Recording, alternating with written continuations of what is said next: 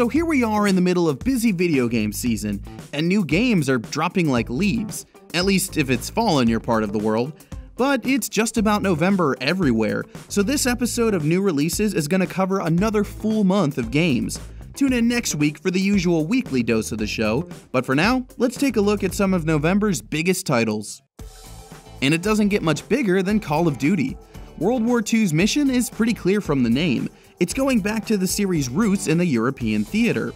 All the crazy futuristic jetpacks and robots are in the past. This campaign focuses on the 1st Division and their comparatively limited arsenal, one where you'll actually have to seek out ammo and health packs to keep yourself stocked.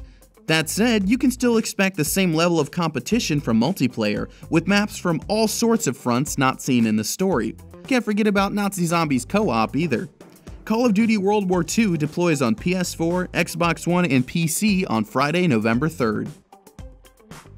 By this point, pretty much everyone knows what Sonic games are all about, but Sonic Forces is looking to mix things up in a few ways. First, the classic and modern hedgehogs both return from Generations, letting them run through 2D and 3D levels respectively. Joining them is, well, whoever you want to join them. For the first time, you can build your own character to race through Sonic levels, and depending on the base you choose, your custom hero will have special abilities to use along the way. You can try it for yourself on PS4, Xbox One, PC, and Nintendo Switch Tuesday, November 7th. And if you want to see it in action before then, we've got gameplay of both regular old Sonic and our custom character up on GameSpot. No promises on any more you know messages though. Hold it, little buddy. Art is way past cool tales, but don't use a building for a canvas, cause that's graffiti. Speaking of games that go really fast, let's talk about Need for Speed Payback.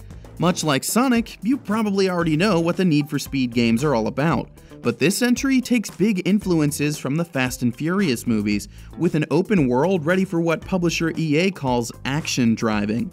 You've got 3 drivers with different skills behind the wheel, and you'll have to use them all to take down the House, a cartel that runs the underworld in Fortune Valley. You can start your engines on PS4, Xbox One, and PC on Friday, November 10th. And now for something more kid-friendly.